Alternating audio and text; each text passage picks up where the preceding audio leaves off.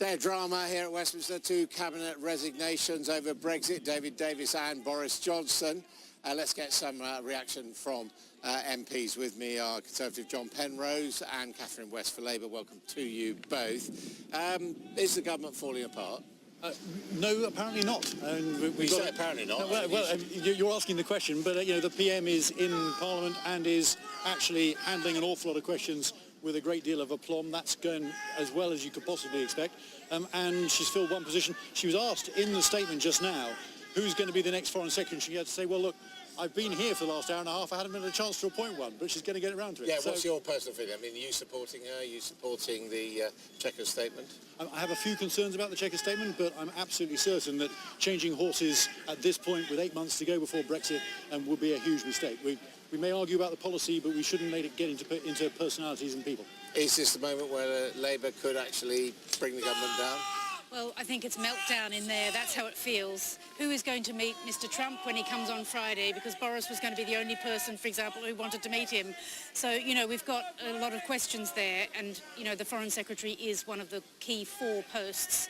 And him and David Davies going so quickly. I thought it was particularly cruel to go within a couple of hours of Mrs May standing up in Parliament too. Like, they've really shafted her, and that feels particularly cruel given that they had promised that they were all going to go out and sell the message on Chequers.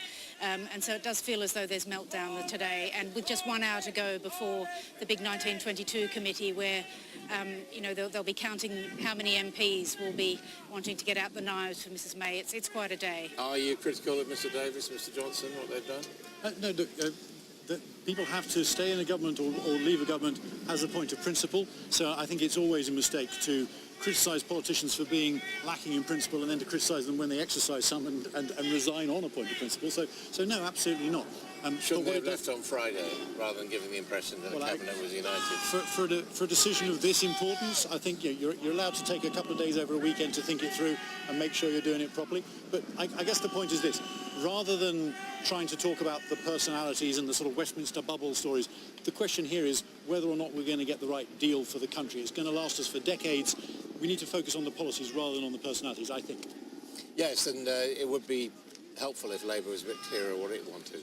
Well, I think the important thing is who's doing the negotiation with the European Union, because they're wanting to hear from us what is the plan, and yet there's no clarity on the plan because the Cabinet itself cannot agree on the plan.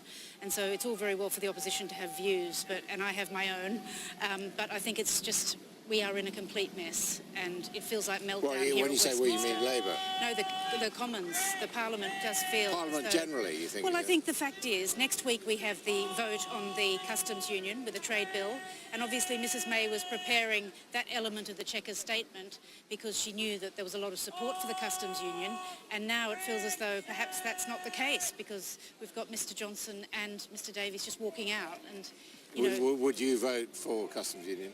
I am in favour of staying in the customs union, but I'm also in favour of staying in the single market as well, because I just feel for jobs in the economy, it's very, very tricky. Do you think the government could be defeated on either of those? I hope not. I mean, I think this is really important because if we stay in, for example, the customs union, then we don't get our own independent trade policy. We can't strike the kind of trade deals we want to do with the rest of the world. So it's really important. I don't think people will forgive us for not really leaving if we don't get out of the customs union. OK, thank you both very much indeed. Well, I can see Hugo Dixon of In Fact.